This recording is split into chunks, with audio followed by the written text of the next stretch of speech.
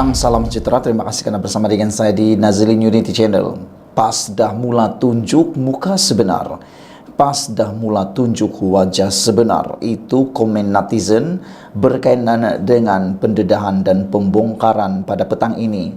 Selain daripada itu, ada juga netizen yang kata, mungkinkah ini adalah langkah terakhir PAS untuk menunjukkan bahawa mereka adalah abang besar di dalam Perikatan Nasional, bagi menunjukkan secara sinis kepada parti yang lain ada dalam Perikatan Nasional, khususnya Parti Bersatu, bahawa mereka adalah parti yang terkuat dalam Perikatan Nasional, mempunyai suara dan kekuatan yang sebenar Perikatan Nasional. Persoalan ketiga yang menjadi pertaruhan ataupun perdebatan ialah, adakah dengan ini PAS juga sedang menunjukkan bahawa Bersatu sudah tidak punya guna apa-apa lagi dalam Perikatan Nasional? Selain itu, ada juga yang mengatakan, adakah PAS dan Bersatu akan bercerai tidak lama lagi? Dan sudah tentu dengan apa yang dibentangkan pada petang ini akan menjadi perseteruan paling besar antara PAS dan juga UMNO.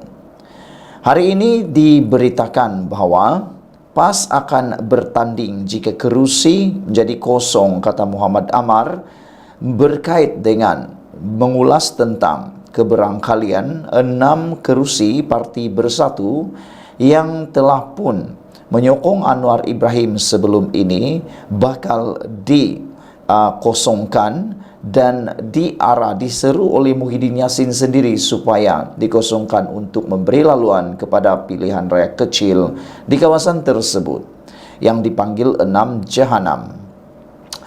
Ini yang menjadi persoalan besar. Kalau PAS nak bertanding di 6 kawasan tersebut, apakah yang akan menimpa nasib kepada Parti Bersatu? Adakah Bersatu tidak akan bertanding di kawasan tersebut dan secara hati terbuka, dada menjadi lapang, membiarkan PAS bertanding di kawasan tersebut? Kerana harus diingat, 6 kawasan tersebut adalah kerusi yang dimenangi atau dimiliki oleh Parti Bersatu.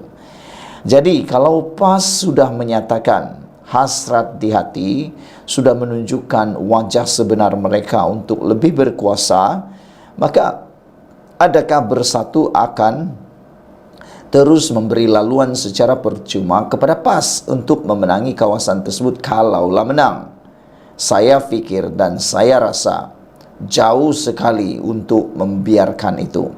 Bersatu tidak akan membiarkan perkara itu berlaku. Tapi apabila PAS sudah menyatakan hasrat ini, tentunya ia sudah pun mencungkil hati para pemimpin Bersatu, khususnya presiden mereka yaitu Muhyiddin. Ini terjadi apabila baru sahaja Bersatu meluluskan pindahan perlembagaan, PAS sudah mengambil peluang. Adakah Bersatu akan diam saja? Dan adakah ini akan menunjukkan bahawa ada persengketaan baru antara PAS dan Bersatu akan muncul? Hari ini PAS menyatakan bersedia berdepan pilihan raya kecil PRK sekiranya ada kekosongan kerusi daripada Bersatu. Naib Presidennya sendiri yang menyatakan, yaitu Datuk Muhammad Amar Nik Abdullah, mengatakan bahawa perkara itu perlu menunggu keputusan daripada Pertubuhan ROS dan proses itu mengambil masa yang lama. Mengikut maklumat yang kita terima, kata beliau, pemimpin Bersatu bersetuju memindah perlembagaan dan menerusi perlembagaan itu, mana-mana ahli yang keluar atau memberi sokongan kepada parti lain akan terlucut jawatan mereka. Kata Amar lagi, Nik Amar, pindahan berkenan perlu mendapat kelulusan ROS dahulu. Prosesnya lama dan tidak tahu bila lengkap. Namun jika kata berlaku PRK, kita bertandinglah, kata beliau. Apa agak-agaknya perasaan Muhyiddin, perasaan Hamzah Zainuddin, perasaan ahli Parti Bersatu selepas mendengar mengetahui bahawa PAS nak sailang mereka? Apa perasaan Parti Bersatu apabila mengetahui Parti PAS seakan-akan mahu merebut 6 kerusi tersebut. Bukan lagi seakan-akan. Kalau PAS bertanding di sana, Bersatu pun bertanding, mana sudah perginya Perikatan Nasional. Nanti jadilah pula pertikaian nasional, nanti jadilah pula pertelingkahan nasional, nanti jadilah pula perebutan nasional. Bagaimana mau menang, bagaimana nak jadi kerajaan kalau awal-awal lagi dua parti ini sudah mula bertelaga untuk meletakkan calon. Saudara-saudara sekalian, Nik Amar berkata demikian ketika ditemui selepas istiadat pembukaan penggal Dewan Undangan Negeri Dun Kelantan hari ini. Langkah itu susulan pindaan terhadap perkara 10 perlembagaan Parti Bersatu yang akan melucutkan serta-merta keahlian wakil rakyatnya jika menyatakan sokongan kepada mana-mana pihak bertentangan dengan arahan atau pendirian parti. Sebelum ini, Presiden Parti Bersatu yaitu Muhyiddin Yassin berkata, jika 6 ahli parlimen berkenan kekal menyokong Perdana Menteri selaras dengan perkara 49E Perlembagaan Persekutuan, akta anti lompat parti akan berkuat kuasa, yaitu kerusi parlimen berkenan akan dikosongkan, kata Muhyiddin lagi. Menjadi perdebatan umum di media sosial sekarang ialah apa nasib Bersatu selepas ini. Adakah selepas ini Bersatu akan menyerahkan saja kerusi-kerusinya kepada Parti PAS dan Parti PAS akan menjadi abang long, abang besar, big brother di dalam Parti Gabungan Perikatan Nasional. Dengan adanya amaran seakan ini daripada Muhammad Amar, yaitu PAS akan bertanding jika kerusi Bersatu kosong, ini sudah dapat menunjukkan wajah sebenar PAS yang sangat bercita-cita untuk memiliki kerusi parlimen yang lebih besar, mahu menjadi kerajaan, pastilah. Tapi yang kita kesihan dan simpati sangat ialah apa nasib Parti Bersatu. Kalau PAS dah mahu meletakkan calon di 6 kerusi tersebut, pergi mana agak-agak Parti Bersatu selepas ini? Adakah mereka akan melukut digantang atau bagaimana? Kerana adakah Bersatu pula yang akan merayu supaya PAS tidak bertanding di 6 kerusi tersebut? Amat mendukacitakan sekiranya pemilik kepada kerusi tersebut pula yang terpaksa merayu meminta supaya rakan mereka yaitu PAS pula jangan bertanding. Bukankah itu sesuatu perkara yang amat mendukacitakan? Sekian dulu untuk kali ini. Jangan lupa tinggalkan komen Anda, tekan butang subscribe. Kita jumpa lagi. Bye-bye. Isu baku teh ini menjadi pula sangat tular. Tapi jangan silap, rupa-rupanya walaun para penyokong yang menggelar diri mereka penyokong PAS lupa sebenarnya PAS pernah melancarkan baku teh. Mereka pernah menggunakan kaedah masakan baku teh ini untuk memancing undi orang bukan Melayu atau pancing undi orang Cina satu ketika dahulu dalam pilihan raya di negeri Kelantan. Baru tahu tak apa, yang baru tahu. Tapi yang sudah lama tahu jangan buat-buat tak tahu. PAS juga pernah lancar baku teh dahulu, walaupun sekarang jadikan isu. Makanan tradisional orang Cina, baku teh hanya satu daripada 10 makanan tradisional di negara Malaysia yang rakyatnya pelbagai kaum ini disenaraikan dalam makanan warisan negara dalam pengisytiharan objek warisan 2024. Ia disenaraikan bersama makanan tradisi India yaitu uthapam serta makanan tradisi dari Sabah dan Sarawak bersama makanan tradisi dari makanan orang Melayu.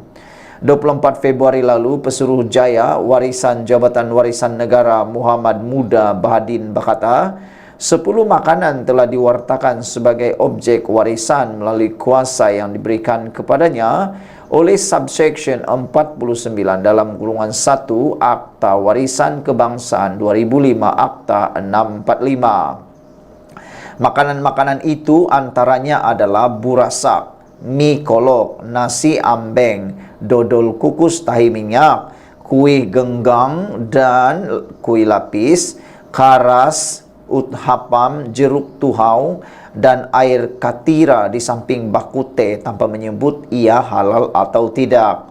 Ini kerana selain bakute yang dibuat oleh masyarakat keturunan Cina menggunakan tulang rusuk babi yang haram bagi orang Islam, PAS juga memperkenalkan halal bakute yang dibuat daripada daging kambing atau ayam. Isu bakute telah pun menjadi isu perkauman untuk menyerang kerajaan pimpinan Datuk Seri Anwar Ibrahim, seolah-olah ia satu-satunya makanan yang diwartakan sebagai makanan tradisi Melayu. Nasi ambeng dan mi kolok berada dalam kategori makanan ruji, manakala dodol kukus tai minyak, kuih genggang dan karas berada di dalam kategori kuih muih. Bakute pula disenaraikan sebagai objek dalam kategori sup, manakala jeruk tuhau makanan pembuka selera dan katira minuman, kata Muhammad Muda. Untuk rekod, nasi ambeng adalah makanan etnik Jawa merangkumi hidangan nasi putih bersama pelbagai lauk seperti ayam kicap, rendang daging, sambal goreng, tauhu tampe, kacang panjang, bergedel, serta serunding yang dihidungkan sama ada di dalam talam atau daun pisang.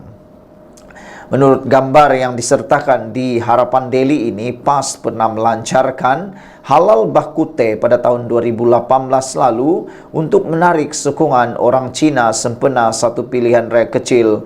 Namun sekarang walaun atau penyokong PAS menjadikan makanan ini sebagai isu apabila disenaraikan dalam makanan warisan negara.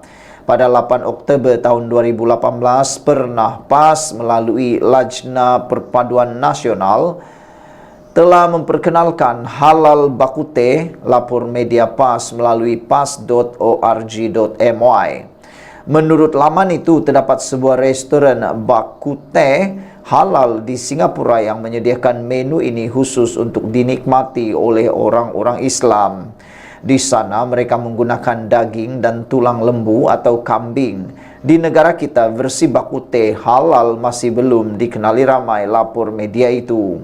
Bakute halal versi Lajnah Perpaduan Nasional disediakan khas oleh salah seorang ahli jawatan kuasa Lajnah Perpaduan Nasional berketurunan Cina, yaitu Puan Farah Fu Weiyi.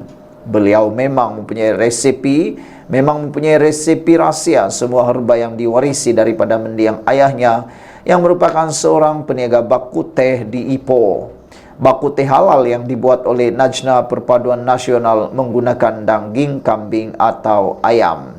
Sekian dulu untuk kali ini. Jangan lupa tinggalkan komen Anda. Kita jumpa lagi. Bye-bye.